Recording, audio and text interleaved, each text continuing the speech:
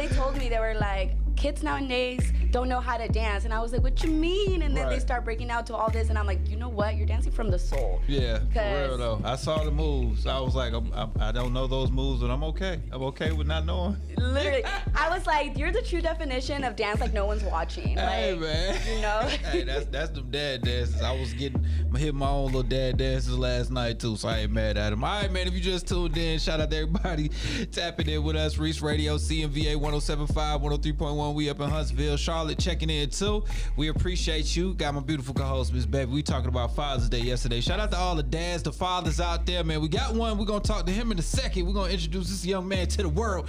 He's been killing it on the music front, the indie front, and we're going to let the world know who he is in a second. But right now, we're just doing a little cleanup because we got to say salute to all the fathers out there. Happy Father's Day. Shout out to Pops POP. Happy Father's Day out there. And Bevie, you got to kick it with your dad yesterday. I did. It was so fun. Yeah. Oh my God. And you know what? I was not expecting to find him the way I did. Let me explain. Yeah, because what do you mean? Exactly. You didn't know where he lived at? You just pulled up to a house? So my dad, he has, white, gray hair. Okay. In his beard, in his head, he literally looks like Santa Claus, right? Oh, okay.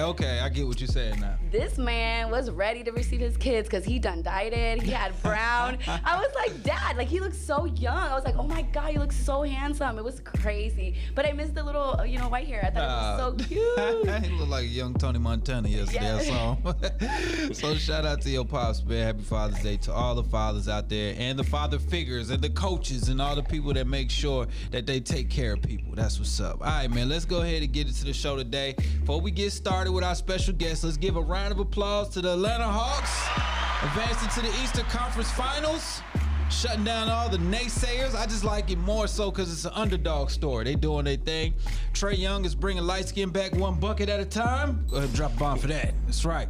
Curly hair, light skinned dudes going back in style. You know what I'm saying? That's what's up. Yes. All right, man, let's go ahead. Without further ado, let's get to our special guest. It's all about that star power. Stay tuned because you know Reec is going to have one of your favorite stars with him today. Stay tuned. None other than the homie Sean Cassidy is in the building. If you're tuned in on Facebook, YouTube, or Twitch, you see this man right here. He is setting the airwaves ablaze with Tom Brady. We're going to talk about that in a second, but right now, let's just get to know the man himself. What's going on, big fella? What's good with y'all, man? Man, chilling. First and foremost, most artists is like 5'6", bro. You came in here about 7'3". Listen, man, it's that basketball, man. That's that basketball for you, for sure. That's what's up. I have an affinity for artists that can hoop. You know what I'm saying? Because I was one. So let's drop a bomb for that, man. For sure. So what was it like? So if you came up hooping, what was it like making that transition into music, or was it always a part of it? Was you always freestyling or doing whatever you was doing on them road trips or what? I mean, honestly, not for real. Since I was like 6, I played like piano, multiple instruments. Okay. So I always had a music background, but I never thought that I would do music. Why not? I just never thought about it. Like it was just basketball was life for me. Yeah. And I played for Central State University my senior year, and we were on a road trip to Alabama. And I'm like, I could have played overseas, but like my body was just always tearing down. Yeah. So I was on the bus thinking, I'm like, what is my next obsession? Like that I don't have to, an obsession that I don't have to sleep. Yeah, you do not like to sleep. Let me tell you. Gotta recover. I'm like, what can I do that I can obsess over? So, I kind of made that transition. Luckily, divine interventions, a few people around me that were kind of already set up that I had never reached out about, music about, and they kind of set me up. And luckily, I was on campus still, so it was kind of easy to distribute. And I had a pretty decent name for myself, so. It was definitely interesting, but I had to figure out what my next obsession was. That's what's up, man. That's what's up, man. That's what's up. So the popularity of an athlete, did that kind of transition over when you on campus? You got your yeah, for sure. It was, again, I was a pretty good dude. You know what I'm saying? So like everybody that I was, that was already supporting me. Right. One of my best friends was the DJ. So at all the house parties. And I went to HBCU. You feel me? Oh yeah, that definitely helped. So he was set up. He was set up from the start, ready. Threw yourself a live. Oh yeah, big live. So that was definitely a blessing within itself, and everything kind of just conformed to where I just was able to transfer that identity over to a musician, and kind of carried on from there. That's what's up. Right now, you tuned in to Reec Radio with Sean Cassidy. Tell me one thing that you could tell an artist about being on an HBCU campus as an athlete and having music out. What was that like for you? If you could kind of sum that up. I mean, it's awesome. It's an experience. Yeah. Because, like, obviously we know the connection between music, hip hop, and sports. Right. You don't listen to like self-help books before you hoop or play football. You gonna listen to some music. Right. Yeah. So with that relationship, it was I wouldn't say easy to grow, but it was more acceptable. Yeah. For me, playing basketball and being able like, okay, cool. So I do music now. Right. So, now all my friends, all of my teammates who were, popular themselves, for now, that's all they played. Right. At all the parties, they link up with some new. Mind you, like, when I first started doing music, it was all R&B. Yeah. So, whenever they had the sneaky link, you know what I mean, they playing my music. Right. And the girls like, who is that? Yeah. That's my boy Sean. Organically getting out there. I got you. Yeah, literally. Right. Literally. Pun intended. Drop the hype bell for that. That's what's up, man. That's what's up. So is it because you know how R&B guys, sometimes you get that stigma that you're not the toughest people in the world, right? But you playing a sport, you know what I'm saying? Yeah. So how did that work for you? Hey, Like, man, I had muscles, cuz. I'll dunk on you and sing to your old lady. Yeah, my mama. Nah, it was, again, it was just like my identity just happened to transfer over. Like everything that I was doing in my life up to that point was like geared towards music, and I didn't even know. Yeah. I had no clue. So name a couple things like that. So definitely me being able to understand music composition. Yeah. Right. So in high school, from Dayton, Ohio, so I went to school at Meadowdale High School. They had like all city band. You know what I mean? So I played every single percussion instrument you could think of. Okay. But I couldn't, be in band because I played sports. But so I did like the whole summer thing for all city. So I was like the guy that would be like, hey man, let's do like a pep rally. During the pep rally, I'm gonna teach all the percussion people and the horns and everybody how to play like Kanye West songs. Yeah. And I would literally was telling them each person for each instrument what to do. That's crazy. You know what I mean? But again, it never dawned on me that was like cool. Right. Like I just knew how to do genius. it. I just knew how to do it. You know what I mean? From that to being around and being influenced, by it, obviously. My aunt has been doing music for all her life, honestly.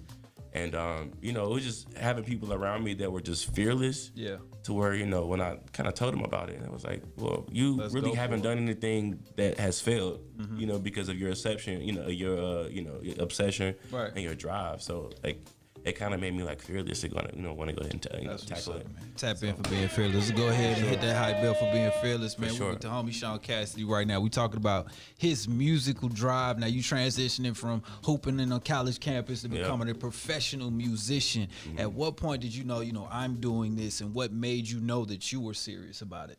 It actually happened fairly quickly. Maybe it was like 2 months after I, had decided I wanted to do music. Yeah. My first single that I dropped on campus, it did like 50,000-60,000, spins on like SoundCloud and like everywhere without. And of course, I was in college. I didn't have any money for PR. Right. But things were just catching wave, and then organically. I forget the guy's name. It's a comedian that was like he was like on the cusp of like blowing up, but he still had like 300,000 followers. This was like 2014, 2015, and I paid like $250 for him to like feature the song in one of his videos. Right. And that video got like millions of views. Wow, worth it. Like from Facebook to, Instagram. Yeah. And then people start hitting me up from like all over the world. Like, you know what I mean? From Germany, Russia. And was like, yo, like I want to do a cover or I want to do this. Yeah. So at that moment, it kind of became a reality that I can compete against the people. Big guys. You see what I'm saying? Yeah. And then, from there, 6 months after that, I end up recording, an entire project after Party OT. Yeah. That was really inspired. I used to work for Delta Airlines in college, so I would literally, I could fly around the world for free. You got the perks. And listen, lucky. I literally only had to work like one shift a week because everybody that worked there, you can give your shifts away. So I would literally go to class at 9 in the morning, fly to Fiji, fly to wherever it's from 3 to 5. Right. go to the airport and come back, sleep on the plane, come back at 7 a.m, do it again. So like crazy. That was able to like help me mold that first project, and from there it's just been. So you saying the experiences of being able to travel, get different views and everything, that molded the project? Oh yeah, and definitely like my friends. I'm an Alpha as well. Yeah. I'm a member of Alpha Fraternity Incorporated. Who you with? That's what's up. You know what I mean? So soul. look, so my homie, my best friend, he's my teammate. He was a Newt. Okay. So we would travel like all around the East Coast, like literally like, hey, you trying to go to a party in Tennessee tonight? Right, let's do it. So everything was just inspired by like what I was really doing. Right. And like I said, from there, it was even one of my brothers. I grew up together. Marcus Graham, DJ Marky G. Yeah. He was on the cusp of doing his thing. He was traveling all around the country. So like things were just like in place. Right, he's hitting a party. You like, I'm gonna just fly out and meet you there. It's no pressure. There. And he worked for Delta too. He put me on. Crazy. So he was like, yo, pull up in Florida tonight. You know what I'm saying? We on. This man is destined for greatness. Yes, but you were like a networking king. Like you had no chill when it came to like, I'm gonna get on a plane and go and talk to somebody. And then also, I guess the way that you come off, where you like, you're not so like pushy about, hey, listen to my music, hey, download this. You're just like, you just look at you and then you're like, I know that person's important. It does something. I don't know what's going on. Wow, okay. And it's about the vibe for me. Like whenever I meet people, like I won't even tell them I do music unless they ask me. Right. But they'll look at me and they be like, you do music. You do something. Yeah. You know what I mean? And that's when I kind of bring over the conversation. But like what Bev said, like, when I meet people, I have like, nonprofit, mental health awareness bracelets. Nice. That's kind of what I want to get across. Like I want to, that's my brand. Like music is just like an extension, but like, mental health awareness, things like that. That's what I'm really focusing on during those encounters. You got a base for what you're trying to do. Exactly. That's always a good thing. We had the same base. Like we take care of people, make sure we take care of kids and families, and that's our base behind the entertainment, and that keeps you going. Right. Because the music game is rough. The entertainment business is rough in general. Radio, TV, podcasts, whatever you're doing, movies, actress, whatever, it's rough. So it's good to have a base to keep you grounded and to give you that why. Why am I doing this when it gets tough? Right. Tell me about the mental health awareness, like where did it come from? So I'm bipolar and I have anxiety and I have OCD. Okay. So for the longest, bro, I couldn't figure out like what's wrong with me. Like I have to try extra hard to do certain things, but it was like a superpower though. Yeah. You know what I mean? So like it is. In the black community, definitely with like black men, like we're not allowed to talk about stuff like that. Right. It's like just go pray.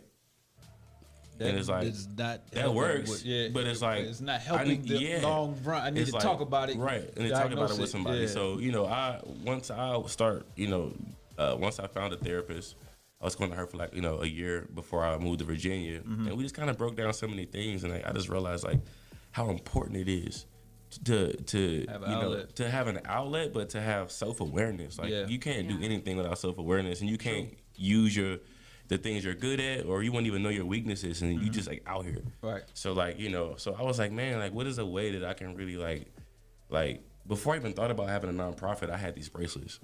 So like, again, it was like, intuition, discernment. Right. To be like, naturally coming, to be like, how can I connect with people? Like after all this is over, like what's my purpose? Like, what am I doing? Yeah. And, so I actually, I've already got the domains for the Cassidy Foundation is a nonprofit, and then it's an umbrella under that. It's called the Unlimited Health Foundation, which is like health, wealth, fitness, etc. So those are like my main outlets that I want to use, and what most of my events to be based around, through nonprofit organizations, and like so I just think it's just so important, especially like after COVID, people are like just I'm trying to figure out. Yeah, trying to figure totally out redesigning their lives. Well, they have figured out things about themselves, but they don't know how to pinpoint what those things are. So I definitely understand that. Right now, with Sean Cassidy, got to drop a hype button for him doing good in the community, doing some great things out there, and being self-aware. That's the main thing. Like you said, if you got OCD and you don't know what that is, you might get like really stuck on it doing something, and if somebody cuts you off or bothers you, you become frustrated. But if you don't know how to pinpoint that, then you will act out and lash on that frustration. So I definitely understand you. I also suffer. So if you're serving OCD, then you know about like your perception of time is completely thrown off. Yes. Like I could literally like walk out the door like I'm 20 minutes early, I'm on time, and I'll be like damn, like those shoes aren't in the closet. Yeah. Let me clean the house real quick. Like, like you literally might change your clothes 10 times. 10 like, go in the times. house and be like, put on a shirt, put on pants. This doesn't feel right. put on something, and then at the end of the day, you go back to the same outfit. It's crazy. Yeah, so it's like, just self-awareness, like I said, just knowing when to get really involved and when to let things pass over. Yeah. To realize it's that thing. Like, That's that thing. I don't have to move this 10 times. I don't have to make sure this is super straight. I don't have to put 10 pins in a row. This is not the time to do that. Yeah. My OCD is serious. I be moving this all the time. I'm always like, oh God, I'm sorry. But it bothers me. I'm here lining this up.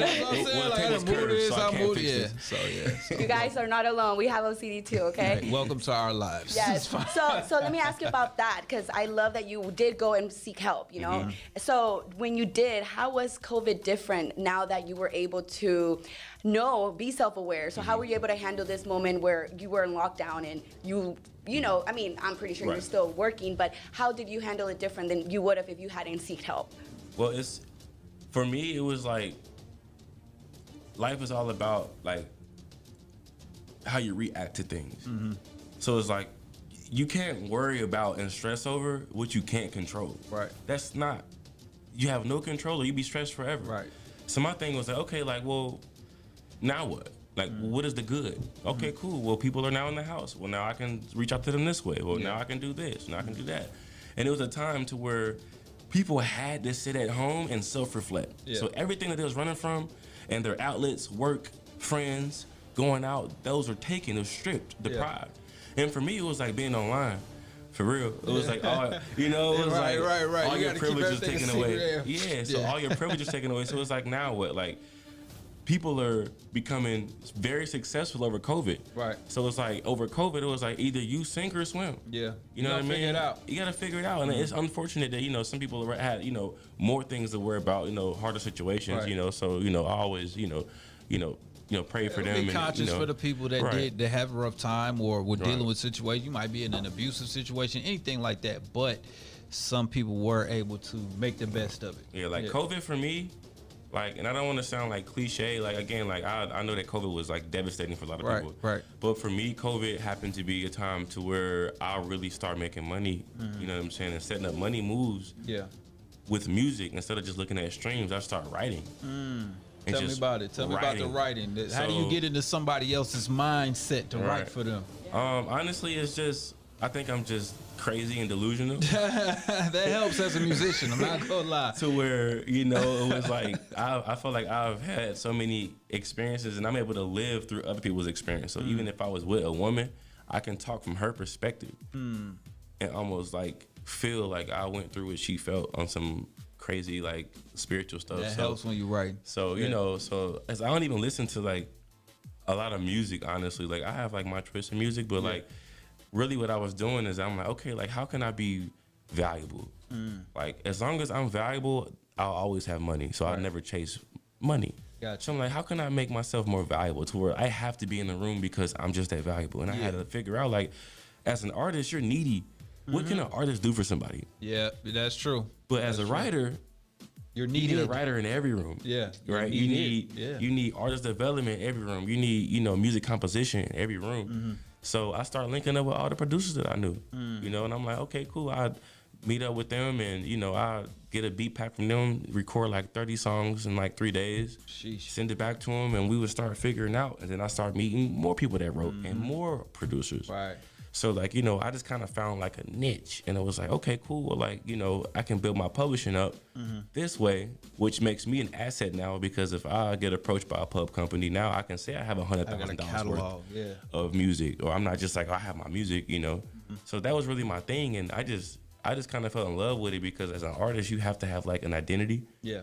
Right? But as a songwriter, you can be anybody. Everybody. That's why I think where Tory Lanez wins, because when he drops his mixtape, just like he's speaking from so many different perspectives. You know what I'm saying? When he's writing for people, you're not locked into one thing and nobody expects you to be. Right. Yeah. Only way it can hurt you is if when you drop your album, you sound like everybody else, but really they sound like you. You sound like you. Yeah. And it's like from there, it really put me in my bag, man, because like I wrote like literally mostly female songs. Yeah. That might be the cheat code. Female rap. That might be the cheat code. Let me drop a bomb for him figuring out cheat code to be the male writer in the game. Listen, you can still drop your stuff and not sound like nothing you wrote. Listen, man, look, the first time I got in there and I started writing, I was like, this is different. I'm talking about get my Birkin butt bags slapped and stuff. Get my butt slapped and stuff. I'm like, man, like it's different, bro. Like I'm saying this, and I have to make it convincing enough for the female artist to be like, that's hard. So you thinking about stuff you want to do to the female that you got a positive reaction from? And Well, for me, it was like when I write female music, I'm writing what I think that female think, not like anything else. I'm thinking like, okay, like if I'm a male and I turn on a song, what would I not turn off because it's too girly? It's too much. Right. So it got to be like, you know, it got to be a balance. You walking the fine line. It's like what Biggie did for Kim. Right. So, you know, it was the innate ability to kind of tap into that. Right. And, you know, I've been around women my whole life, so women aren't foreign. Yeah. To me, I can talk about a woman being hurt through maybe I could have hurt a woman that I was talking to, and I can tell her story. Right. You know what I mean? We gonna pray for her. And you have let's pray for them. And you have adjusted to where the music is going now, especially with females, because females were so about power in the music. So we're not only about, oh, you broke my heart, baby, one more time. Yeah. You know, now we're really like, yo, like, da da da da. I can't say all those things. Up. Hey, this Atlanta, man. If y'all don't know about Atlanta, man. We ready. The women out here pimping. You hear me? Right, they bossed up. Life is different down here, so you got to be able to translate that. Like women down here getting to their money, man. They really bossed up. So if you're a dude in middle class, you might be looked at as a bum here. It's crazy. That's crazy. Why it's Kaplan. That's what I'm talking about. We hear Sean Cassidy talking about his writing and doing his thing. What was one song that you wrote, and once you heard the artist do it, you was like, oh, they killed that one right there. Man, honestly, you don't have to name the artist. I don't know what the agreement was or whatnot. Right, because it's not out yet right now. But you know, it was just refreshing, man, to be like, it wasn't like, oh, like that's me. It was more like that's art. That's a form of art that they were able to understand my vision and translate what I was trying to do into through their that. own thing. You know what I mean? And like that's not easy, man. It's not. Like for a lot of people, most artists these days are personalities. Yeah. They're not actually like talented. Yeah. Sorry to say that, but it's real. But like but then you got people that are super talented, they're not a personality, so they're not interesting. Right. So you got to find the fine line of being like, oh, you can't get them. You can't give somebody some super challenging, you know, project to do. But also you have to be able to relate to them and to be able to like for them to be like, you know what, I can do this. Right. You know, I be like, yeah, that's crazy. Like I don't sound like that, or I don't feel comfortable, you know, trying to translate what you're trying to do. Yeah. So it's all about like having a relationship with the artist, you know, to be like, okay, I see what you want. Yeah. Now being a writer, what I found out, and this is definitely a gem. So I'm about to put y'all on some game if you're a writer. Hold up. Breaking news. Yeah. What in the world is that? Reec Radio breaking news story. We got breaking news from Sean Cassidy about the music business. Listen, man. If you are a writer, most writers will try to conform to the artist. They're already successful in that. Right. So it's like, how can you put your artistry, your vision, to complement the artist to make them get to the next level? How are you taking artists to the next level? Right. Those are the people that change the game. Yes, sir. Those Sean Garretts of the world. Right. You know what I mean? The people that take Ludacris, Usher in them and get them, and take over the world waves. Right. You know what I mean? Shout out to the pen. Yep. You know what I'm saying? So like that's one of the biggest things. So like if you're a writer, you can't be scared to be like, I'm that fire or my influence is that crazy. And they gonna call you crazy, but you gotta believe in whatever you're doing. Like again, when Sean Garrett wrote they was in there like, bro, this is terrible. Like, bro, this is not gonna go. What is this? Right. And look at it. So you gotta trust the pen, and like, you know, like right now what I'm trying to do is that my ability doesn't match my accolades. So I have to understand that. That happens with hoop too, though. Yeah, but you gotta respect that. Right. You can't just walk in and be like, I know this. You like, who is it? I know this. You like, who is this? Right, you gotta try out, bro. You feel me? You gotta play against the best. You gotta bump with somebody. Yeah, you gotta go out there and do your thing. So like that's just been so big for me. You know what I'm saying? I understand that, man. Right now, Sean Cassidy, we talk about this music industry. I've seen that happen, and I've been in rooms and I've contributed to that happen, and it's weird. It's like I'm not gonna name the artist, but one of my favorite artists who never put a CD out, Rock, aka Apollo, used to be on So Def. He wrote for one of the artists on the Rubber Band Man remix, right? It was several artists on there. And the engineer, I'm cool with the engineer. Yeah. To this day, the engineer still has his verse. She was like, I know this artist isn't gonna do this, but if they would have did it, it would have took them to the next level. Cause he dropped something so crazy on that record. Mm-hmm. Yeah, I've also been a part of that too. Mm-hmm. I was like, got a little frustrated with where an artist may have wanted to go. Wrote a song, did the record, and the publishing company was like, if they do this, they pick this track, it's gonna be crazy. But the artist couldn't get see themselves outside of what that was. Mm-hmm. So yeah, I've been there before. It's a journey. Keep going on that journey, brother. Oh yeah. All right, talk to me about this thing. So I got a few more questions while we got you locked in right now. So this artistic journey, it seems like you intertwine whatever you got going. You traveling, you meeting different people, you in these cities. But what has fatherhood done for your records? What has that done? Family type situations done for you? I wouldn't even say for the record. It's for my career, for my life, man. It just allowed me. It gave me so much of a bigger purpose. You know what I mean? Like we all obviously have purpose, but that was like a real reality check purpose. Okay. You know what I'm saying? And it's like at the end of the day, it's like I just came so much more persistent and more obsessed because it's like at the end of the day, like in 15, 20 years, like what's gonna be my story? What's my excuse? The reason why I didn't do this? Got you. What's my excuse? You know what I mean? Like this not about me anymore. You know what I mean? It's like being the example, you know what I mean? It's like you the accountability piece is just, it's just so much higher, man. It's just, so much prestige, because a lot of my friends, they don't have kids. Yeah. So it's like, I was going to school. I got my master's, right? I got my MBA. Yeah, drop bomb for that. Education cannot be taken from you. You feel me? So I got my MBA. Wow. When my son was like 1, I was getting my MBA, working 50 hours a week and still being in the studio like 10 hours a day. Let's break that down. Yeah. You chasing a musical dream, right? Which is tough amongst itself. Yeah. You in school, you a father, you one of the most hunted species on earth, which is a young black man in America. Oh yeah. Right? And you still managed to receive your MBA. Mm-hmm. You gotta drop the bomb for it. You gotta give you applause for these things. We just can't breeze past them. I was an accelerated program, man. Like I literally had a new class every 6 weeks for 2 years straight. That's crazy. That's tough. So I'm going to work 50 hours a week. I used to be an interior designer for technology, so I used to go in and do that. So, and it was commission. So it's like it wasn't like you go to work and you go home and life is over. You gotta work. Like people are calling me at 9 in the morning or when I'm on vacation with my kids, and my kids live with me. You know what I mean? It's like so it's like it wasn't like I was like, oh, let me go be part time. Go see my kids the weekend. Through the week, I can get my stuff done. No, it's like I'm giving my son baths every night. With my girl, we doing all this stuff, and like it was nothing could break. There's no, like most people when they acquire a new responsibility, it's like, okay, well this is 50-50 now. Right. No, this is 100. Right. Everything gets the attention. Yeah, nothing, dissolves. So drop off. It was definitely, an experience for me as an adult. It was like my introduction to being an adult. Yeah. It's like everybody has kids. So like what's your excuse? Everybody has a job. So now what? Yeah. Keep going. Now what? Put up or shut up.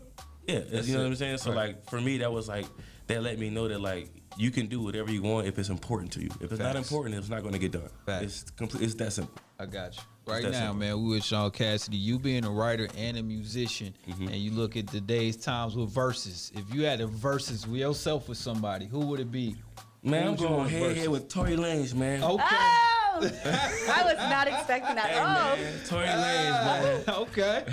I got you. Quarantine. He wanted to smoke with Tory Lanez. I ain't mad at that. I'm a fan, though. Like, I'm definitely a fan. So, you know what I'm saying? Like, I just love his artistry, man. Like, he's just so relentless. He don't get his flowers, man. Like, he not getting his flowers, but he is definitely a dope artist. Crazy, like and crazy. he gave us a drop. Yo, it's your boy Tory Lanez. Shout out Tory Lanez. And the most hated, and I want y'all to all know. Use a drop. You already know. You feel me? That's my dog. What's up, Tory? I want that versus, man. Right. All right. So when you pop off, you versus Tory Lanez. Oh, for sure. All right, cool. For sure, man. And then the winner. And we going in Magic City. Afterwards, to party. And it's going to be in Magic City. And Crazy. We stand. And you stand, right. It's going to start at 6 p.m. Probably. Yeah. I ain't mad at that. All right, man. If you could work with any artist right now, who would it be? Right now? Man, it's so many artists I want to work with. I definitely want to work with Wiz. It's one of my favorite artists. Okay, let's do this. Like, yeah. Wiz being your favorite artist, let's make the super song right here. You remember in the like early 2000s, 90s, you had them super remixes with like 8 people. Let's pick 5 people, and you gonna do the hook for this song. What 5 people do you put on this song? On this song? All right, so we got Tory. All right, again we got Wiz. Okay. We gotta bless it. Let me see. We gotta get. Let me see. I probably had like Don Toliver on there for real. Okay. That's the left swing. And then let me see. Don. Trying to think that the album gotta be, the record gotta be hard. So you got them 3. I probably have like a female vocalist. Okay. You know what I'm saying? Have like some SZA on there or something. Okay. Something real melodic. The song is coming together nice. You may be at the A&R somebody's project soon. Oh yeah, hey man, that record, man. I put everybody in. You know what I'm saying? Everybody come do their thing. Sauce on it. And that's it. There we go. That's it. All right, that's what's up. You drop a bomb. He's a future A&R too. Yeah. All right, man. This is what I need you to do before we get up out of here. I need you to introduce this song right here. This Sean Cassidy song, Tom Brady. How did this Tom Brady come about? You feeling like the champ? Man, look, Tom Brady, right, is about being a GOAT. Tom Brady cheated. My favorite player. Tom Brady cheated, but he's still the GOAT. Right. But it's almost like okay that he cheated because he's Tom Brady. I feel you. So that's how fellas, it's okay if you do everything right. You cheat once, you still win the Super Bowl. No, I'm just playing. I did not say that, though. The views expressed by Sean Cassidy. No, I'm playing. You know what I'm saying? Look, it's like, you know what I mean? It's like the song is basically like, say if we're on a basketball team, right? Right. Or say if you Wiz or you whoever, you Michael Jackson. Right. Michael Jackson show up late. You're not gonna check Michael. Right. That's Michael. It's Michael. So the person, the backup dancer, be like, well, he showed up late. Well, that's Michael. He put the work in already. That's Michael. He's got the ring. That's how I felt about Tom. That's what's up. Okay. You know, so sometimes if you're good enough, you can cheat a little bit. All right, let's go ahead and drop the song. Introduce this Tom Brady right now to the world, homie. Go ahead and introduce your song. Oh yeah, man. Big Tom Brady, man. Sean Cassidy, Tom Brady. You know what I'm saying? Some good stuff going, man. Y'all go ahead and tune in. There we go. Y'all get ready. Reec Radio exclusive, CMVA 107.5 Charlotte. What's happening? Who you single player ever to have played the game of football. You're the only girl that can make me feel human. Always had my attention. How do you do it? Recent messages, you can tell that I'm faded. Won't call cause you're too stubborn. So you made yourself a playlist of extortion on repeat, yeah. You're out there with Reece. On repeat. You miss me, but my actions don't please you. Who's got your attention? How come you don't care if I come up missing? Innocent till proven guilty. Tom Brady. Tom Brady. Sometimes I feel emasculated. Tom Brady. These be blitzing, were my whole line, why they missing? Shotgun with women, it's 4 for longer, we kicking. Yeah, Tom Brady. Tom Brady. Wise words, smoke ashes, talk for hours in my new whip. New men that you cool with. When the last time you tried new shit? You callin' plays, no I ain't home. Sprayed your teddy bear with my new cologne. Yeah. Who you with? So I'm never gone. What's these faces you been making? Maintenance you been needing, new words you been saying. Cities you landing when you feel abandoned. That's that new Tom Brady. We're gonna keep this thing in heavy rotation up here at Reec Radio. My dog Sean Cassidy. Y'all please keep requesting that song right there. Crazy. I like it, man. Did you get yourself in trouble after you recorded that? I did. My girl understands that art is art. Yes. See, it was another person. It's a form of expression. It's a form of expression. So it's all about, you know. Right. Yeah. You got to use the smile. You know what I It's all love? about me, the next person. Yes. But you know what I loved is when you dropped it. You dropped it right before the Super Bowl. And he won. That was crazy. That is. Perfect timing. And the video was great. Okay. Yes. That's what's up. Make sure that y'all keep requesting that. We're going to post a video link on our social pages, including Facebook today. So make sure y'all tap in with that, man. Tell everybody where to follow you at on Instagram and everything. All right, so look, all my social medias are consistent. It's I am Sean Cassidy. Sean is spelled S-E-A-N. So I am Sean Cassidy. So you can find me on all social media platforms. That's what's up. All right, as we all do, man, we always give you a little Reese's Peace of Mind before we go out of here. And this is kind of based on what we talked about earlier, and I don't want anybody to misconstrue what I meant when I said prayer. It doesn't matter. Prayer definitely matters, but prayer without action is as useless as a wagon without wheels. If you pray about something, you see the vision of it, then you have to act on that vision and keep things moving accordingly. So yeah, make sure that you do that. And that is our Reese's Peace of Mind for the day. Make sure you follow us across all social platforms, including my beautiful co-hosts. Yes, you got me on Instagram, Facebook, all that. That's at what's up. Bevie Stitch. That's about it. It's very easy, very easy to find too. Sure. Follow us at Reec Radio and Reec Swiney on Instagram, REECSWINEY. Before we go, somebody gotta holler at you, baby. Hey Atlanta, I'm Milana. And I'm Ariana. This is Kylan. It's Kalia. And you're listening to Daddy Reec. Who you with? All right, before we get up out of here, another one of these Tom Brady spins. Let's get it.